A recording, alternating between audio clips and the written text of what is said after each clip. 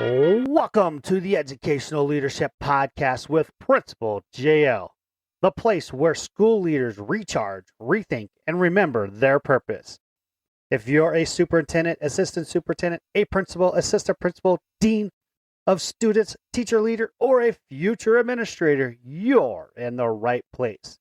Here we mix practical strategies with real conversations, a little wit, and a whole lot of purpose. Because leadership isn't about the title on your badge, it's the influence you carry every single day with your teachers, staff, students, and families. Our mission is simple: to inform, inspire, and to help you lead with purpose. To give you tools that actually work, stories that spark reflection, and ideas you can use the minute an episode ends.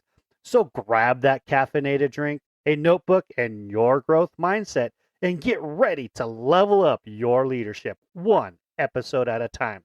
Because around here, we don't aim for perfect. We aim to be 1% better every single day. Now let's get to the episode.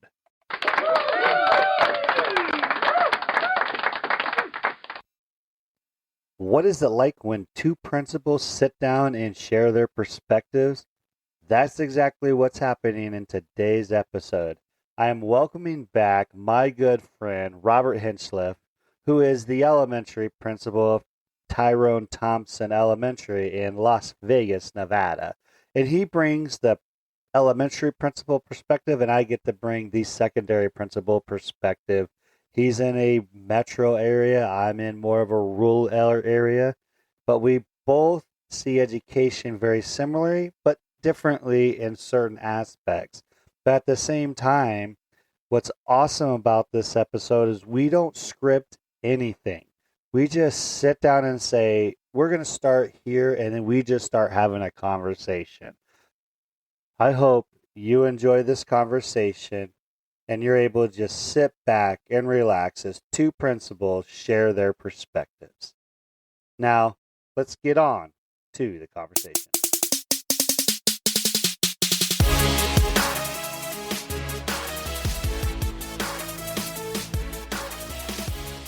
Welcome back to another exciting episode of the Educational Leadership Podcast. Hey, today's an exciting episode because we are going to bring back Principal Robert Hinchliffe to the show, and we're going to talk about principal perspectives. Yes, principals, that's plural, like my perspective, his perspective. He's elementary, I'm secondary. There's a lot of, similarities, but also some differences. And so I think it's really good that you guys hear the different perspectives from the different levels of education when it comes to being a principal out there. Now, Robert, I heard you're an award-winning principal now. What is it? The 2026 National Principal of the Year? Let's everybody give him a big round of applause. Yeah. To be fair, it's not the National Principal of the Year. It's just the Principal of the Year for elementary schools in Nevada. So okay. You're propping me up a little too high there. Well, maybe I was looking at the NAESP as the national one. National Association, yeah. Hey, you know what? That's why we talked it out. So the Nevada. So we are honored to have award-winning Nevada Elementary Principal of the Year of 2026, Principal Robert Hinchliffe. Everybody give it, yeah. There you go. Thank you. I have the humble part of me really doesn't like that, but I guess I'm going to have to get used to it at some point in time. But yes, I was blessed to be named the Elementary School Principal of the Year in Nevada for 2026 for the National Association of Elementary School Principals. So great recognition. I appreciate it. Like I always say, or I said in my post on Facebook, nobody wins Coach of the Year with a losing team. So I am just blessed to work with great people who make the school amazing, and then I get to talk about it. But a huge honor. I appreciate it. Sadly, though, the only thing it's going to do is probably make me want to work harder to validate the recognition. You bet. Well, congratulations, my friend. You're well deserving. I know you're doing a lot of great, awesome things there.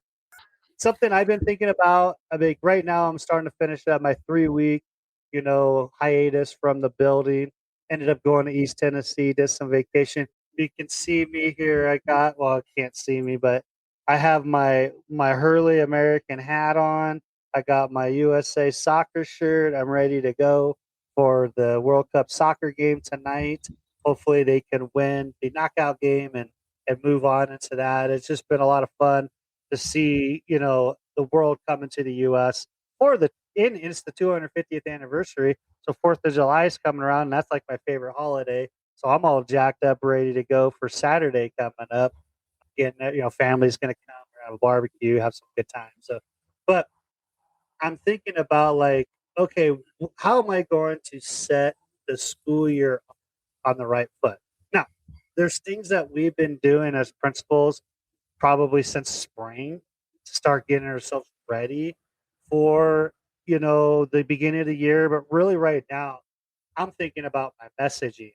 What message do I want to send my staff? What is the theme of the year to where we get ourselves off to a good start, but yet there's a theme that we can carry on through the year? And I always think about how can my staff get better, different things. And so I've done like the 1% better, every day, doing that, being curious, all these different types of things. This year, it's going to be habit building. What kind of habits are you going to build as a professional to get better every day? So that kind of ties into my 1% better every day. But then what kind of habits are you building? Because you can have these goals, right? And you can set these goals, but how you get to those goals are the habits you build to get there. And so that's really what I'm thinking about. How am I going to package that up, and how am I going to deliver that as a message to my staff? So what are some things you're thinking about on the elementary side? Yeah, I'm kind of the same way. I'm a huge theme person. In fact, one of my books is Dream Themes, and where I basically talk about my philosophy is with the theme is it should relate to one common goal your entire staff can achieve. So like going back, I've built on it, which leads into this year where, last year our theme was it's our time, and it was all about using time well and not wasting time. So essentially everybody could think about, did I waste my time today or did I do something valuable with my time? 2 years ago it was be the one, be the one teacher that is a great colleague, be the one teacher that helps that kid that's never had help before, whatever it might be. But what I am thinking about is this year, my challenge, and I'm using the theme to kind of go into it, is I think we talked about our last podcast where I made 15 changes between second and fifth grade.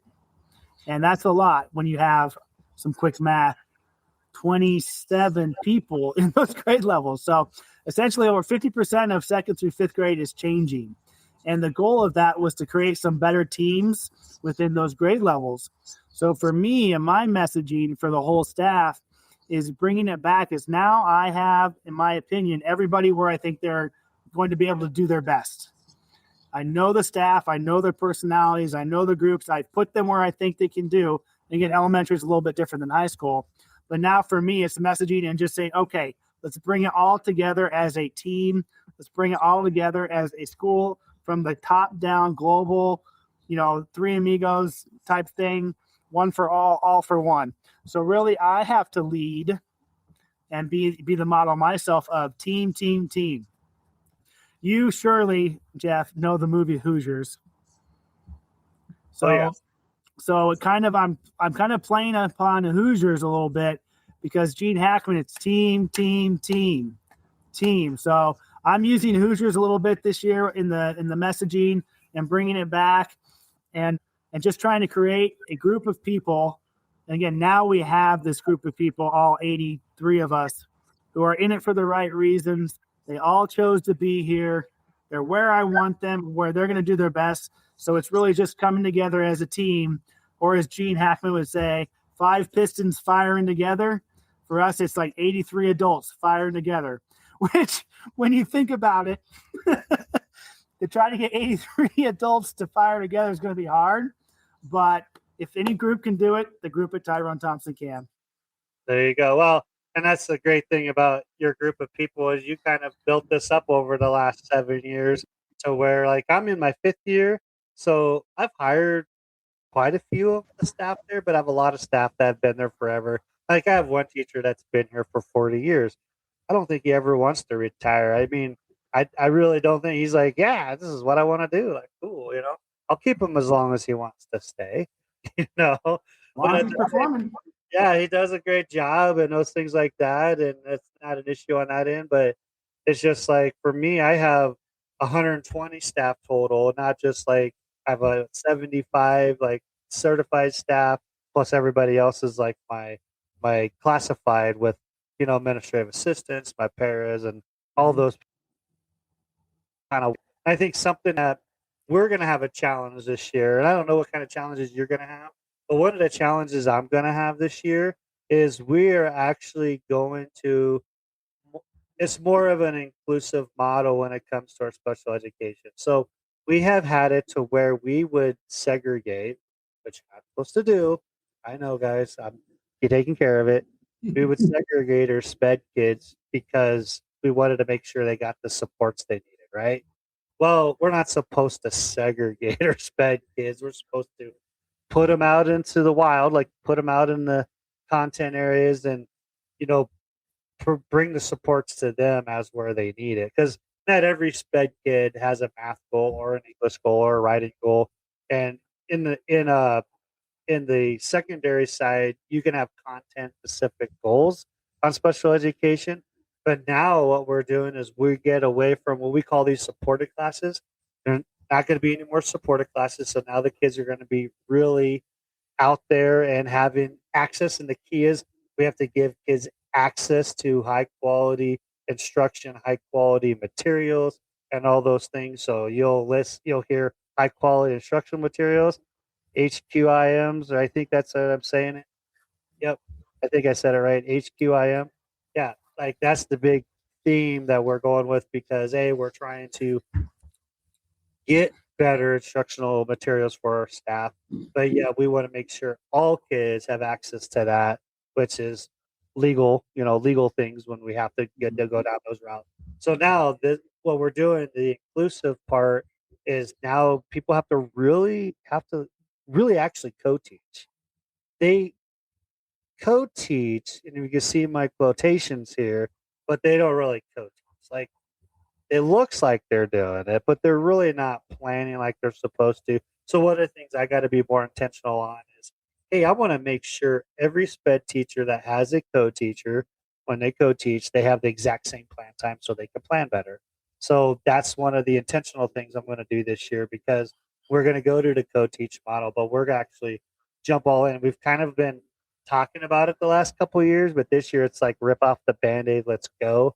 And so that's one challenge that we're going to have this year is getting everybody on the same page. What does co-teaching look like?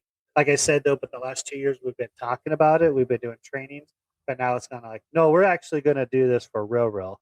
Like there's going to be no backups to it. And so it mainly is because we have a test score that shows that our sped staff test the lowest out of our testing. And a lot of that is because our sped kids are not getting the same access to education as the other kids.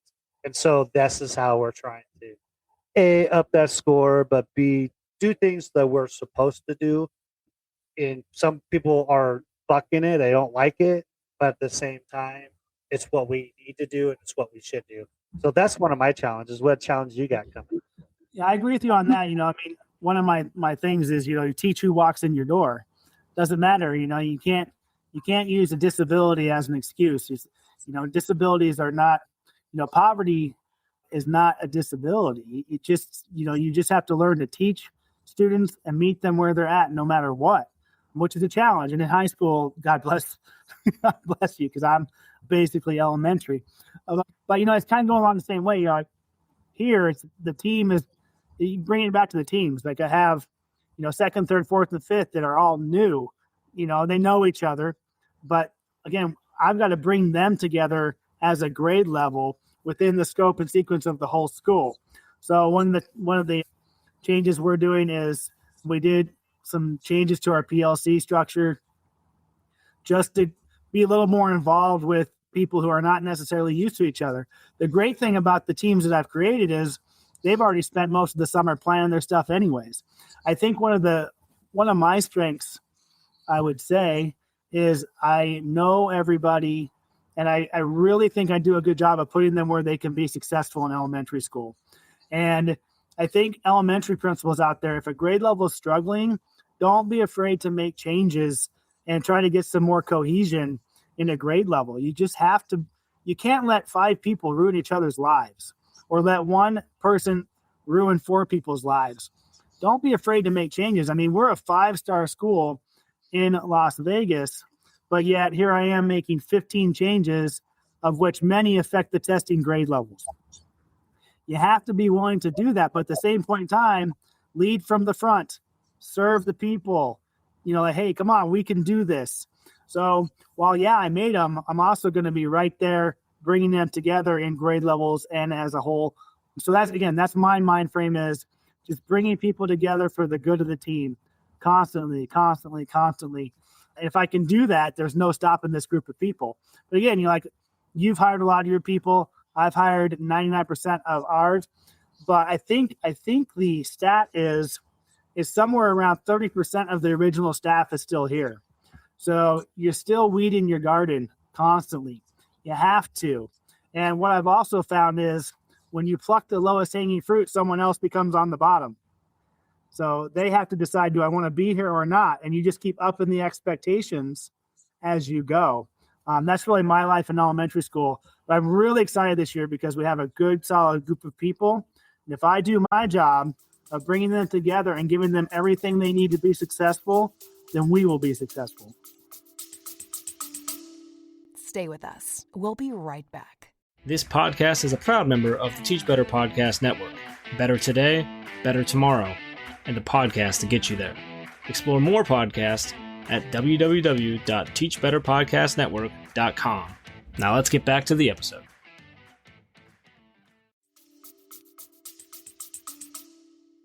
You bet. No, I think that's great.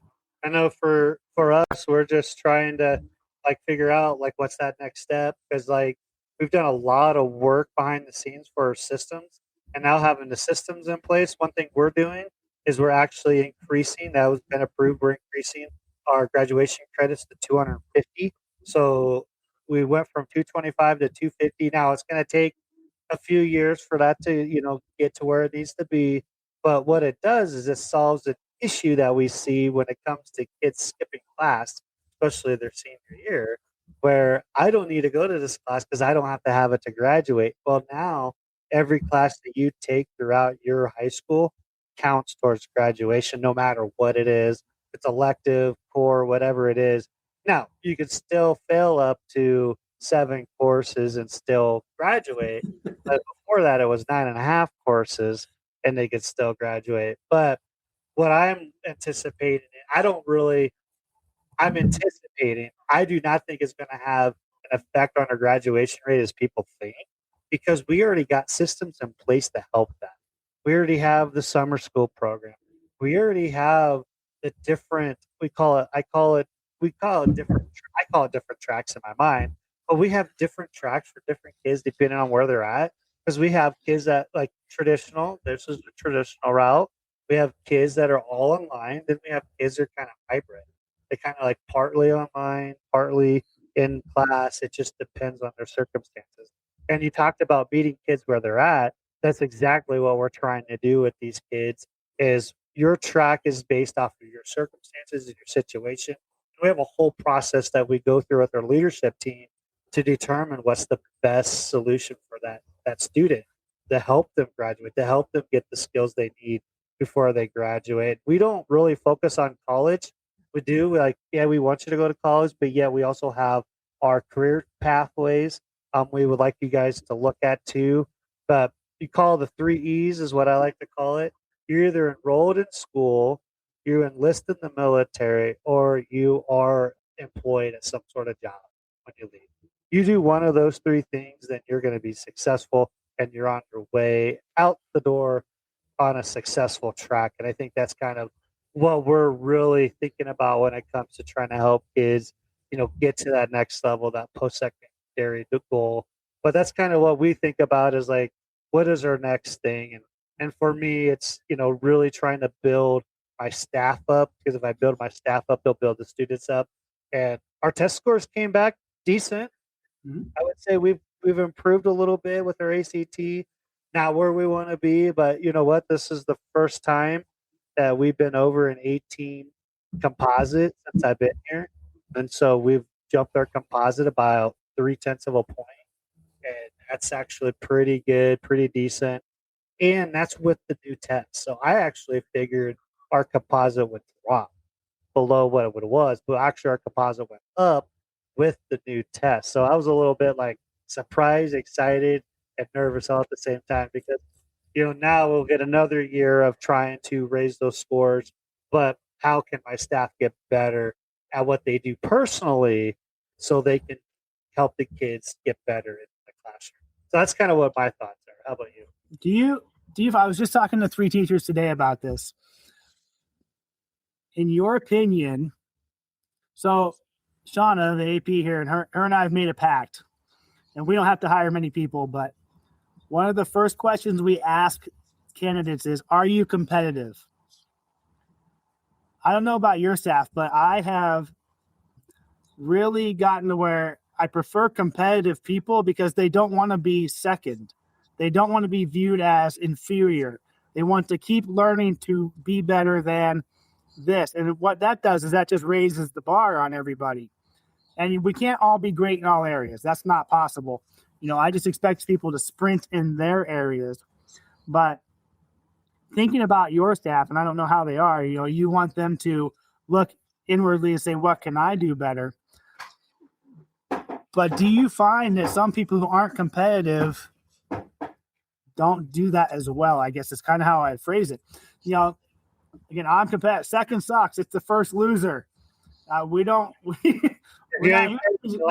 here to be second. That's dumb. Why are we here? We're here to be first. But that's the competitor in me. That's the small town sports person in me. And I wonder, I don't know if you see that in high school, if the non-competitive people, it's not that they care less, it's that they care differently. Yeah, I would say, for the most part of my staff, they're good people and they do a great job. They care, they want to do well.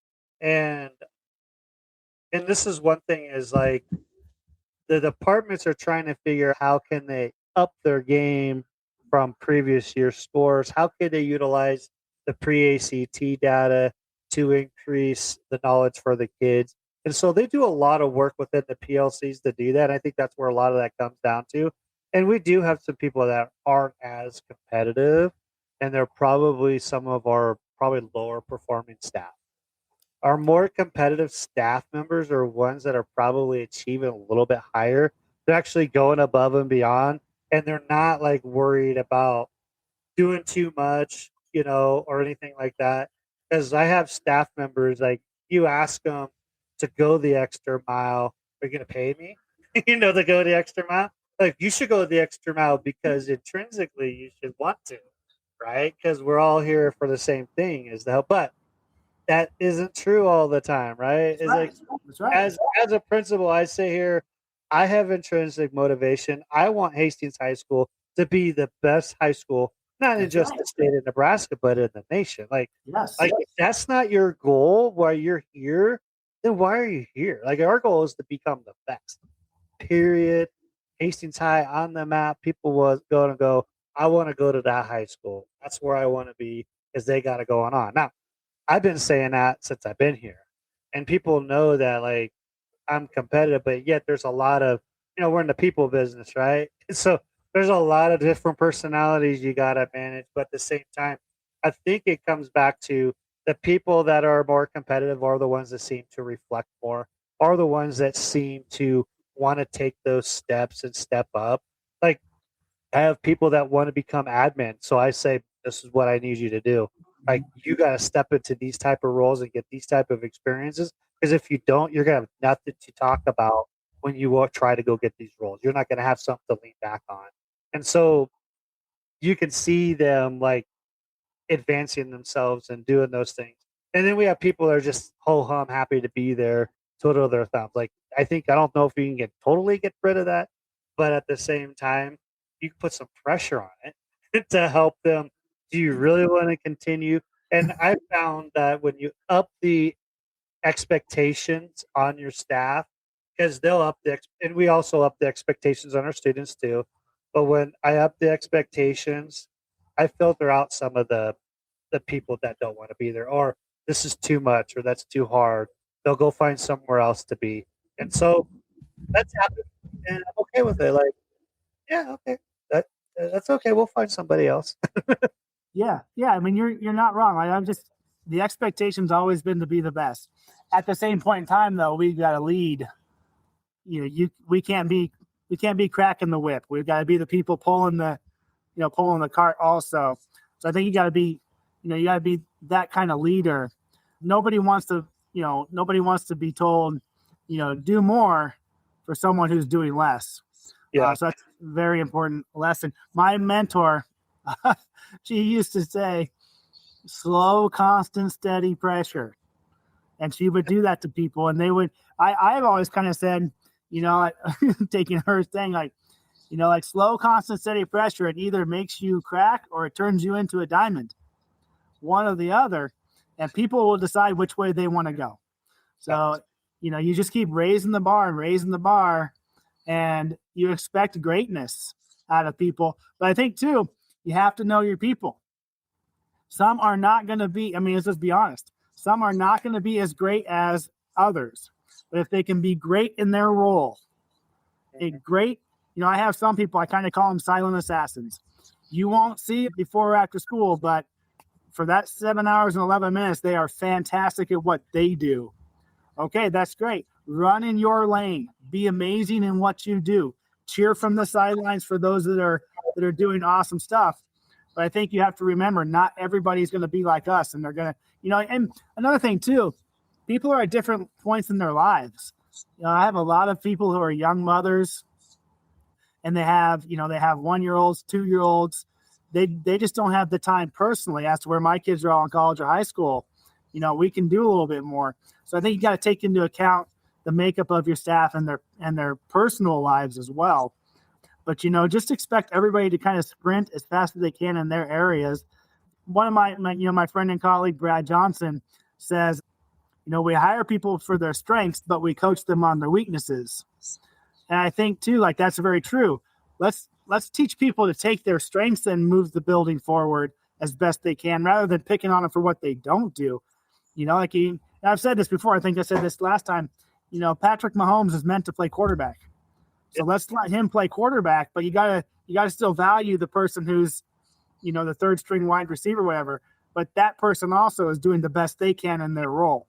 So, everybody's got to just kind of compete, so to speak, to be better, or 1% better, as you said, daily. Yeah, I think you kind of talk about something there. Talking about, like, we focus on people's weaknesses where they can get better, but what are some areas that you're strong at to get better?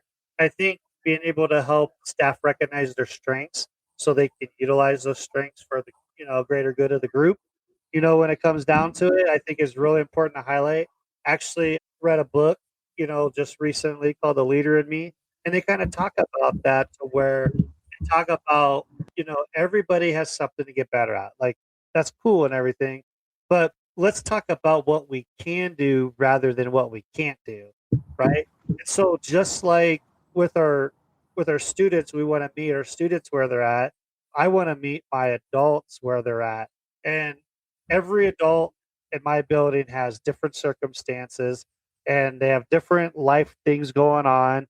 And I think a couple years ago, it got played out to where people understood, if they would come to me and talk about what's going on, I will meet them where they're at and help them. But if you just, like, turn a blind eye and just do whatever you want, and then when I hold you accountable, you can't get mad at me because you didn't come talk to me first. Like, I had a couple of staff members realize, well, if I communicate with Mr. Linden and I let him know what's going on, he's going to help me through this situation, even though it's a personal situation. I don't really want to tell him, which is fine. I don't need to know the details, but I can't help you. And if you're doing something because of something going on and I don't know about it, I can't help you with that. And then it makes me think that you're being shady, and then I'm writing you up because you're being shady. And next thing you know, I find out what's going on, and it's like, well, why didn't you just tell me? Like, I will help you with that. Like, this is some things I have some leeway with things. There's things I can do to help you with those situations. So with that, I think even this past year, staff members have started to figure out if I have something going on, don't try to dodge the bullet or try to like not tell Mr. Lennon. At least go to him, let him try to help you and work some things out. Even have a new counselor that's getting ready to come in. I had a conversation with her, and she's like, "I got young kids, and I got to drop like going. All right, I got you on this. This is how we're going to approach this. And guess what? You're not the first person with young kids that have to drop their kids off at X time at an elementary and get to the building. Like, this isn't the first time I've dealt with this. So this is how we can do that. And I'm going to give you some grace, but at the same time, don't take advantage of it, right? Like, don't take advantage of my grace. But at the same time, that's what we do, right? We try to help them with those situations. Now, I'm not up here advertising I'm going to solve all your problems. But if there's something that you need help with and it's a contractual time thing, I can flex some things around to help you and help you understand it's okay. This is what we can do. This is how we'll handle it. And everything's good. But I don't run around advertising those things. But people know now, like, go to Mr. Lennon if you need help. He's going to help work with you. And that's what we do. And so, like, you talk about that. That's kind of, I wanted to make that point. I do that too, to where I try to meet my adults where they at. Like, we want our adults to meet our kids where they're at. Stay with us. We'll be right back. Hey there, amazing educational leaders. If you're finding value in this podcast, learning new insights, getting inspired, or just nodding along thinking, yep, I needed that, then why keep it to yourself? Share this podcast with a colleague, a fellow school leader, or a teacher that is inspiring into leadership. Send them a link, post about it, or just casually drop, hey, you need this in your life the next time you see them. Let's grow this community of game-changing educators together, because great leadership isn't a solo act, it's a movement. Now, back to the show. Yeah, exactly. You know, you get one of the areas I think admin who struggle, in my opinion, my perspective, is they're just too rigid with certain things, you know, and you can't be that way. Out here in Vegas, like next year, we got our start and end times moved forward. So we start at 9:15 and we get out at 3:26. There's no doctor's appointments at 3:26 or 4 o'clock. So I can't be so rigid. I mean, people have to go to the doctor. They have to do whatever. But that's where you build what Dr. Johnson, Brad, I just bring him up all the time because him and I are so similar. You build trust capital. You know, just don't bite the gift horse in the ass. Don't have an appointment every Friday at 2 o'clock or something like that.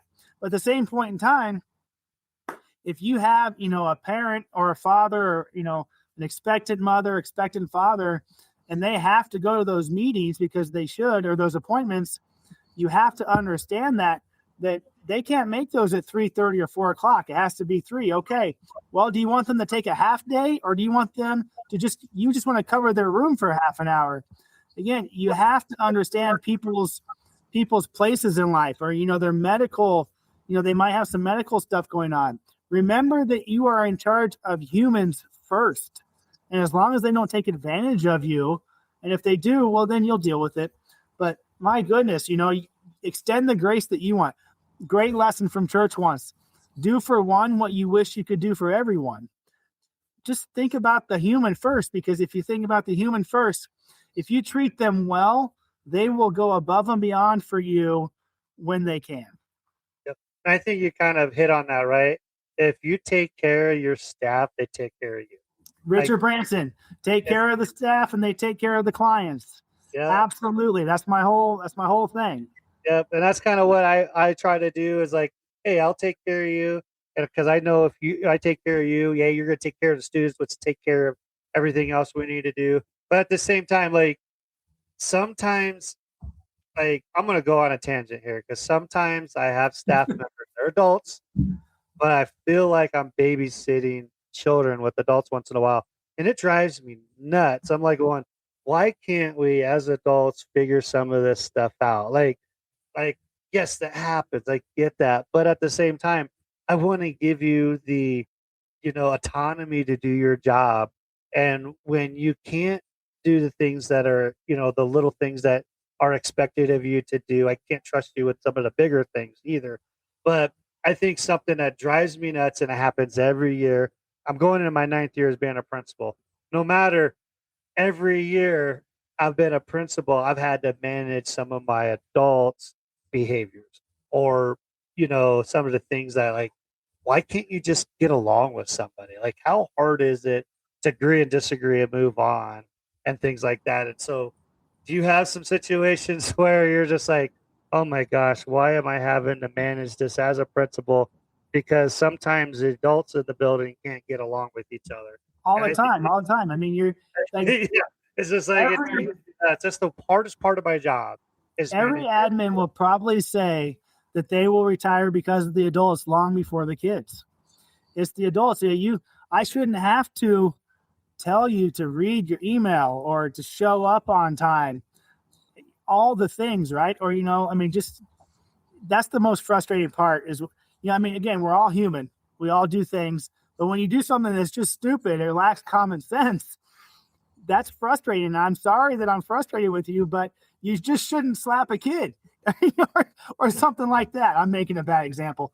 But, like, again, it's those things. Again, we all have difficult parents. We all have things we mess up on. I had a teacher once, and she dropped an F-bomb in class, and she came and she said, my worst fear happened. I said the F word. And I said, what I hear you saying, Miss So-and-so, is that you won't do it again. Again, we all have things, but just it's the stupid things that drive us crazy. You know that. I mean, my goodness, just, what? Communicate. Hey, I got a flat tire. I'm going to be late, or whatever it might be. But yeah, you're so right. The adulting seems to be hard sometimes for some people, and then they get mad at us. Like everybody wants you to. One of my perspectives. Everybody wants you to be honest with them, but then when you're the a-hole. Hey, come on, guys, come on. I've actually in my career, I won't say who, had a teacher that messed up, and we had a meeting, and it was basically like, did you know? And she said, yes, it was my fault. I messed up. I deserve this. And I said, thank you very much. Let's not let it happen again. Take accountability when you do something stupid. It just, I don't know, like adults, you're so right. I don't know if you have this. When I say adults, people right now are thinking adults in the building, but the adults outside of the building also can cause a problem.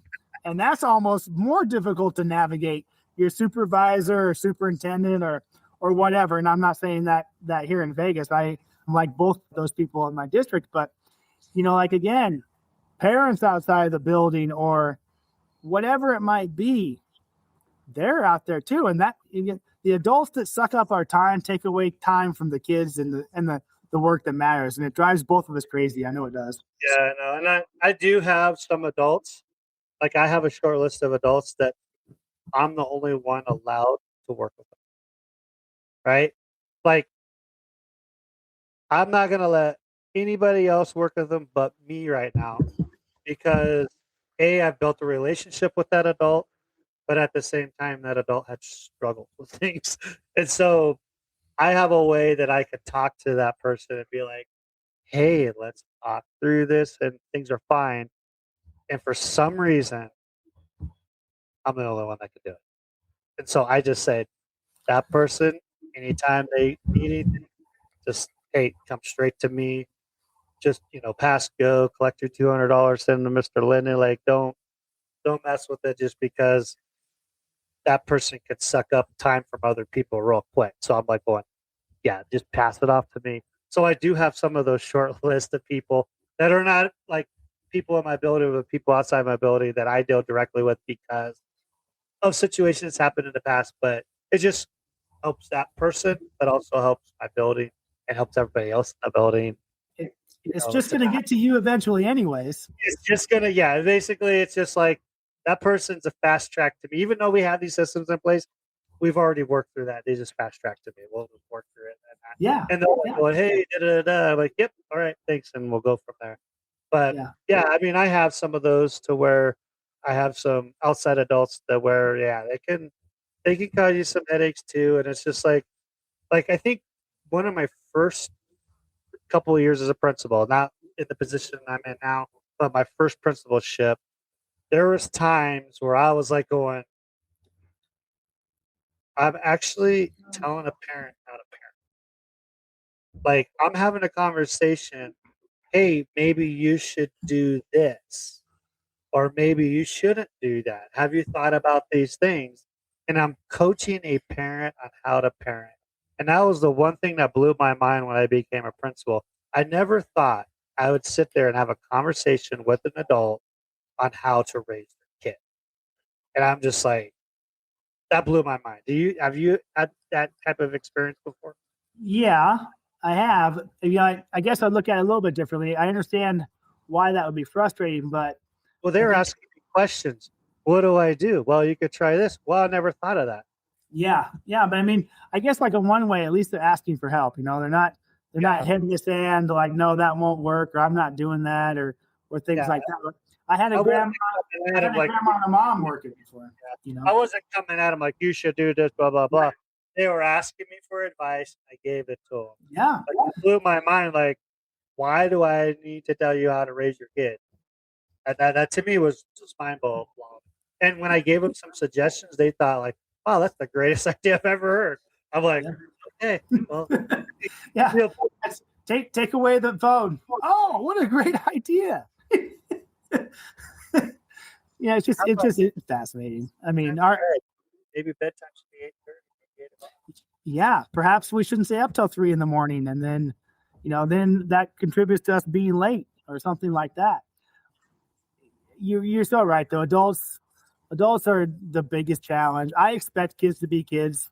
Kids are gonna mess up, but yeah, you're so right. Like my dad used to say, if you can't say anything nice, then don't say anything at all.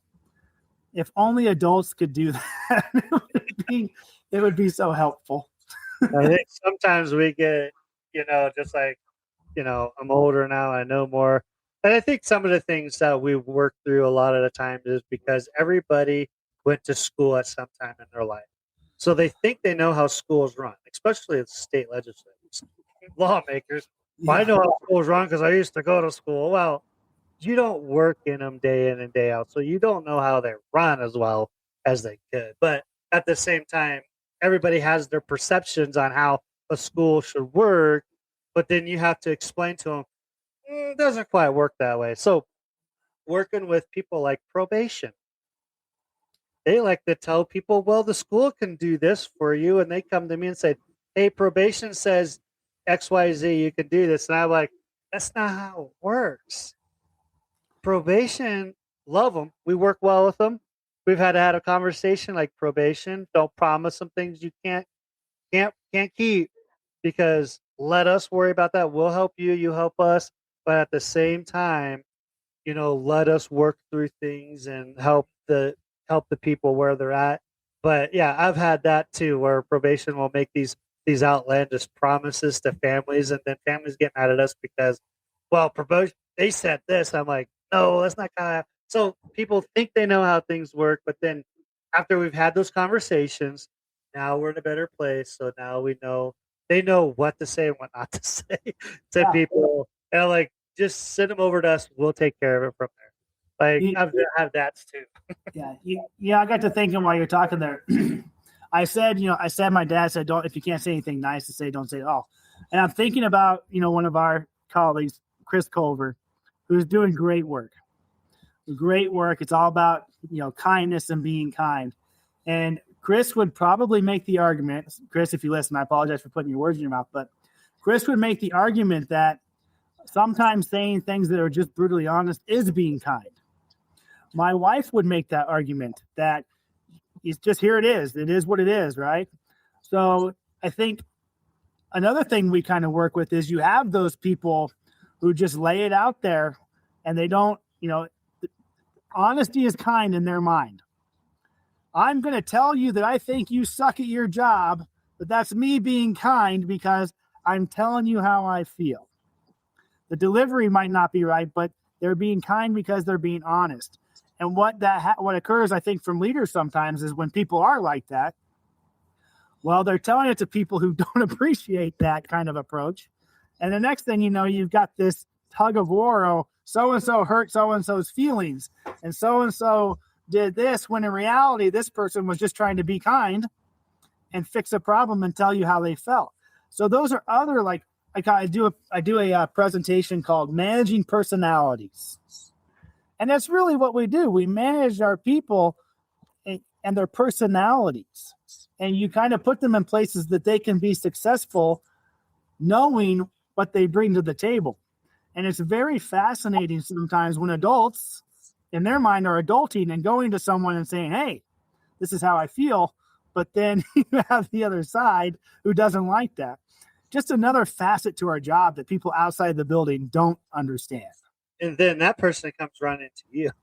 Yeah, and they want you to fix it. Because they told me what they thought of me, and I'm not happy about it.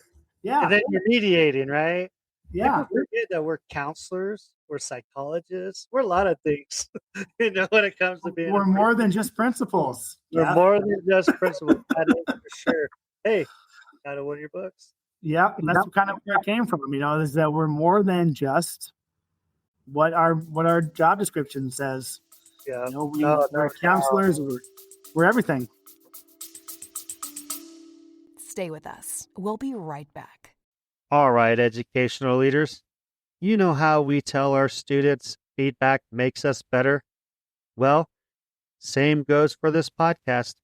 If you've been getting value from this podcast, please take 60 seconds to leave a quick 5-star review. This review isn't just a pat on the back, although I appreciate it.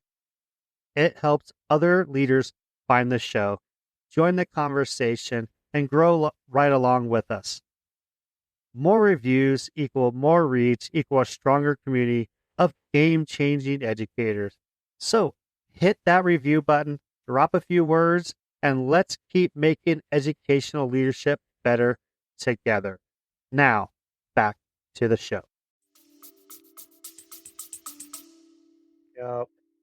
Yeah, so, geez Louise, I had a thought. I just can't chase it back into my brain. That's okay. Yeah, like what I was thinking about too. How do you, with high school, again, grade elementary is just different because you have a 5th grade. But then high school, I guess you have departments. But then you probably have some offshoots of those departments.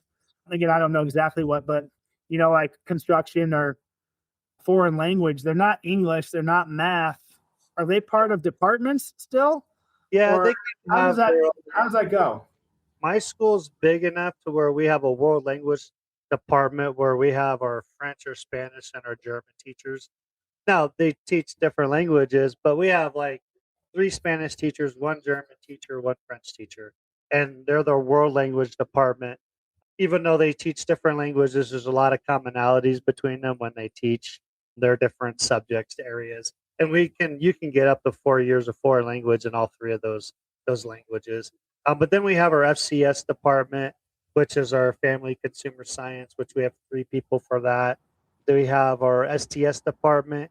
Now, our STS department can bring in your business, your skilled technical, your engineering, your construction, your manufacturing. Your FCS gets involved with that.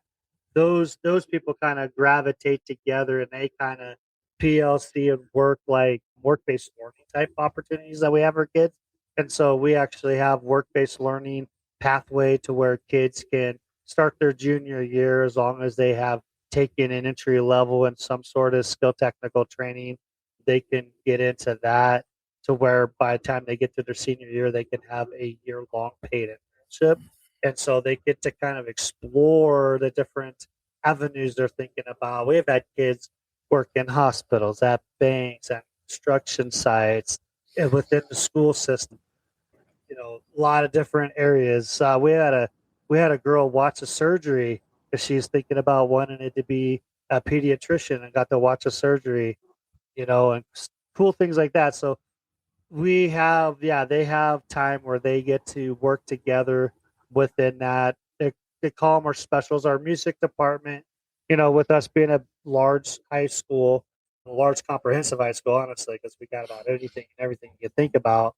Uh, we have an orchestra, we have a choir, we have more than one choir, but we have a choir teacher, a band teacher, an orchestra teacher, and our band teacher also helps the middle school, and our middle school band director helps our high school band director. So like they kind of have their own thing, but then they have a district wide music.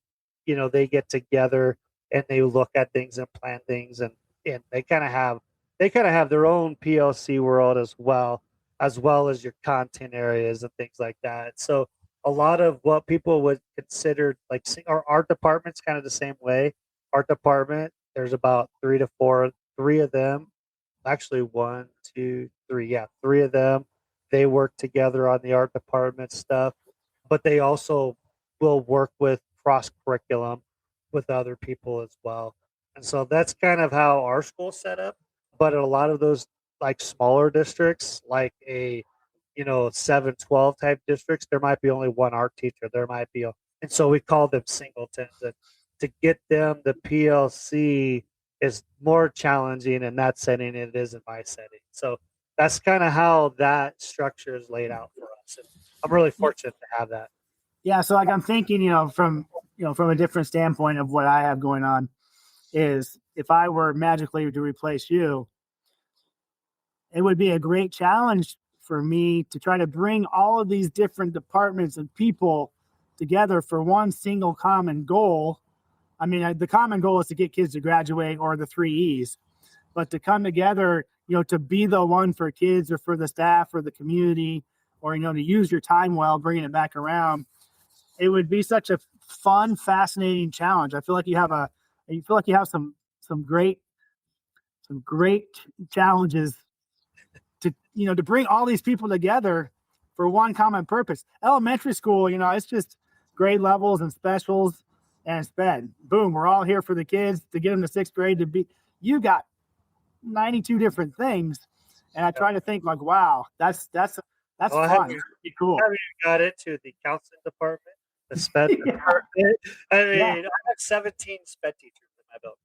Yeah, so like again, like I'm thinking, stuff I'd used in the past, and like relationships over everything was one.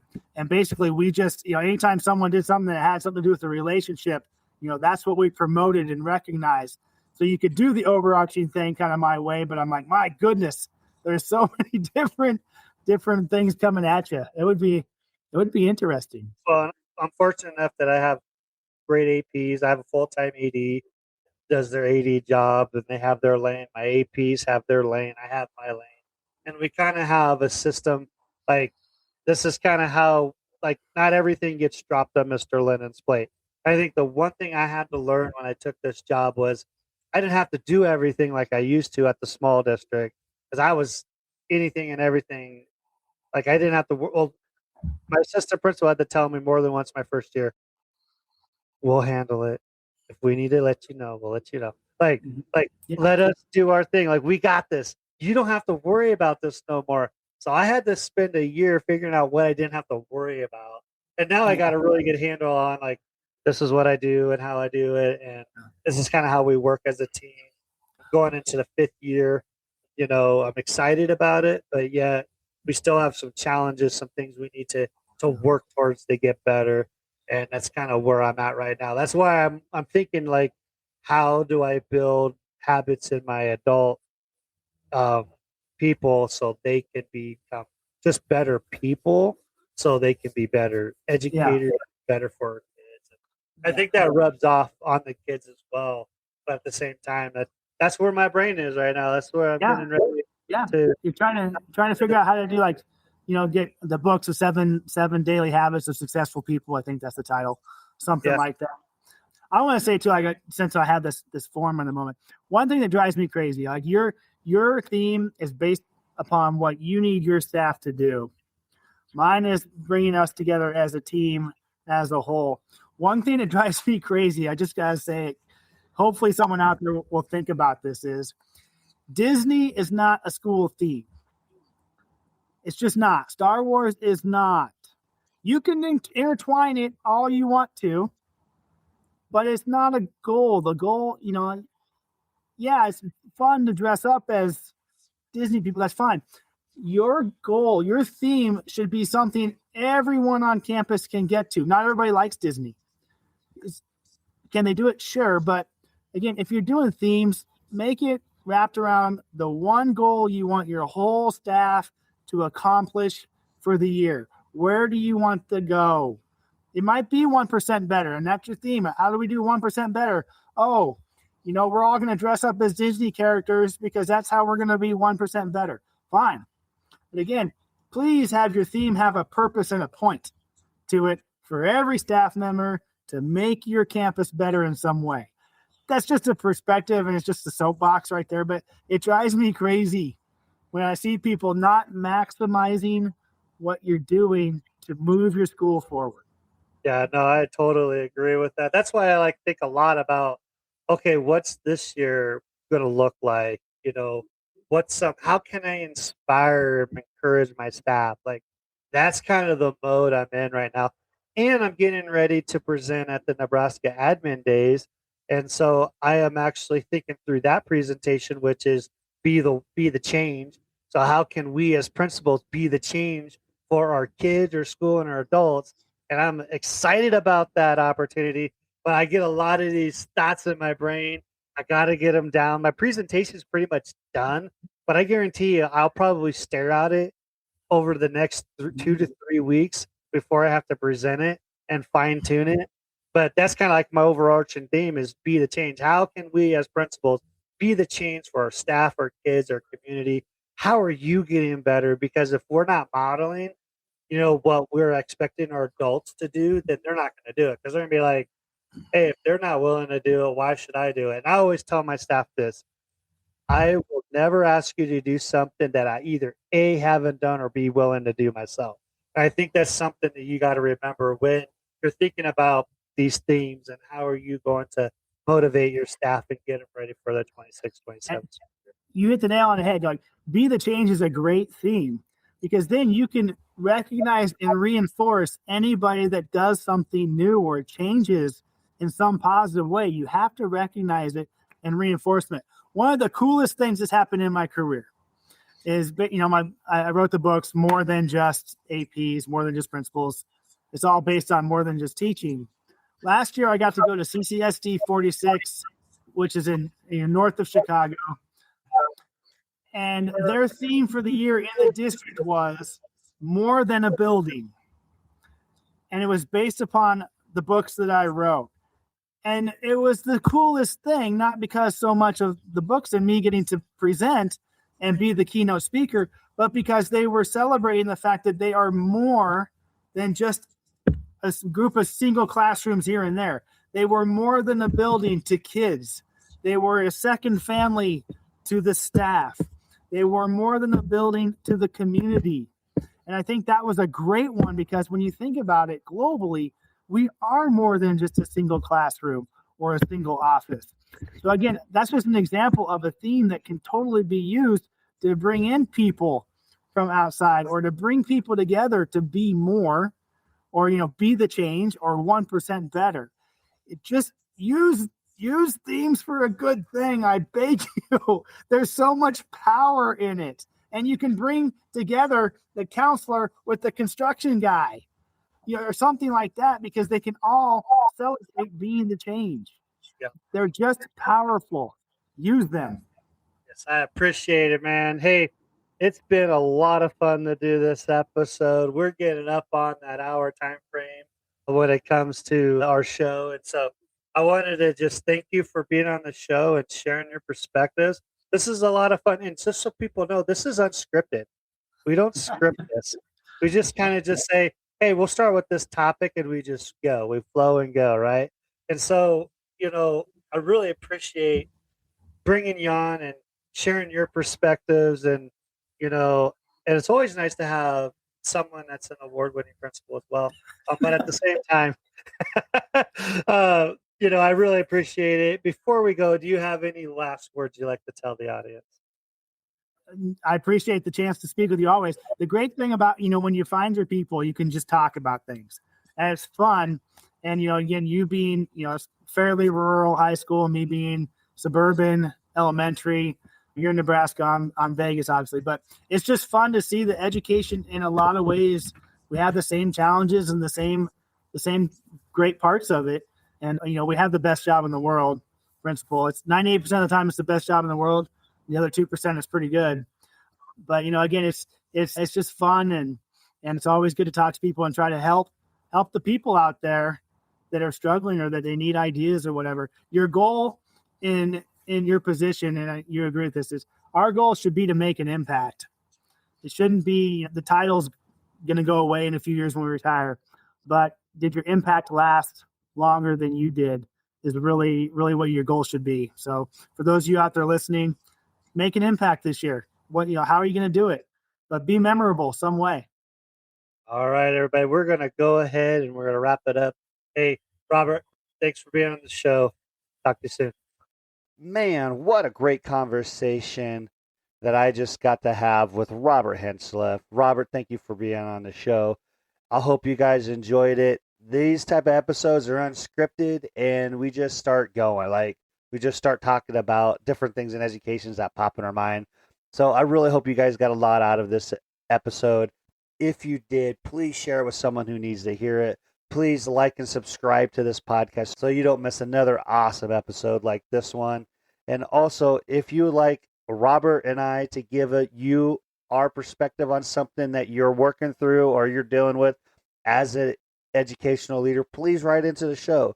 You can email me. I have a little connect link as well. There's also a send me a text link in the show notes as well. We'd love to hear from you guys as an audience, and we'd love to be able to respond to things that you guys are working through. So thank you guys for listening to the episode. Until next time, be curious and 1% better.